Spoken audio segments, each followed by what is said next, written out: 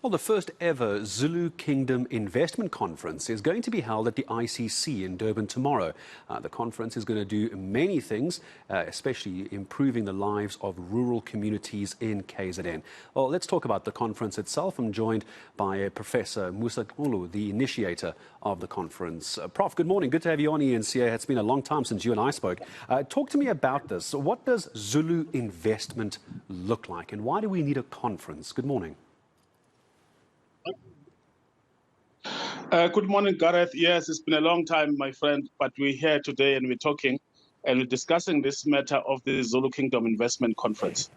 The Zulu Kingdom Investment Conference is basically idea that came from the king to me, His Majesty, to say after all the cultural procedures were done for him to be on the throne, and he asked me, what next? Because now we have to enter phase 2, and he said he wants to be seen to be the king that is working for the good of his people, the socio-economic empowerment of his people. And therefore, so we discussed immediately after the 29th of October that maybe what's needed now is what do we do with the vast tracts of land called the Ngonyama Trust land, among others, which remains underutilized and has a potential to help, especially the people of the kingdom in the rural areas, to be economically empowered. And so he decided and instructed me that I should organize this conference soonest. The reason to have a conference is to get many stakeholders. It has never happened outside of government that you have a conference that is basically called by a king to say investors, thinkers, academics, NPOs, business people, and the conference is funded by business.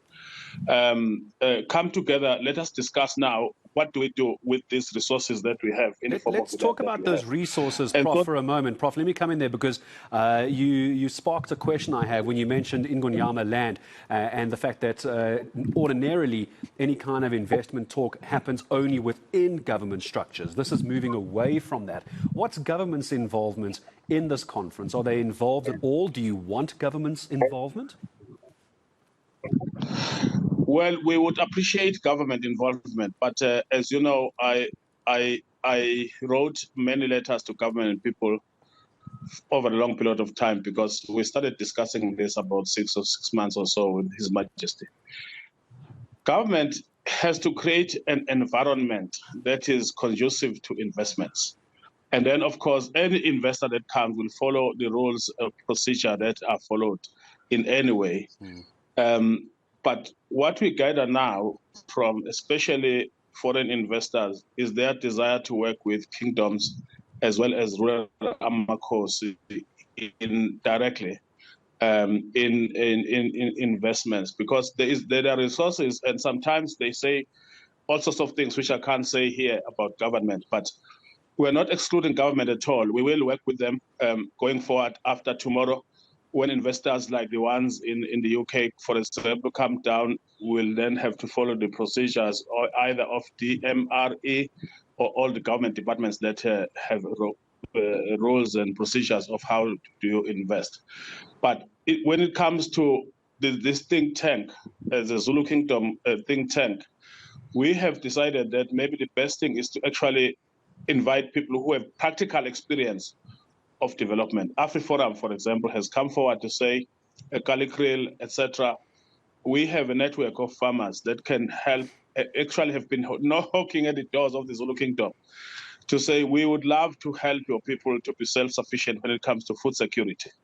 So you have that. And then you have a Vision 2050, and then you have the issue of the bank. Then you have all these investors who will be interviewed by Dr. Mulapo tomorrow. So it's basically private people doing what is essentially needs to be done privately by the private sector.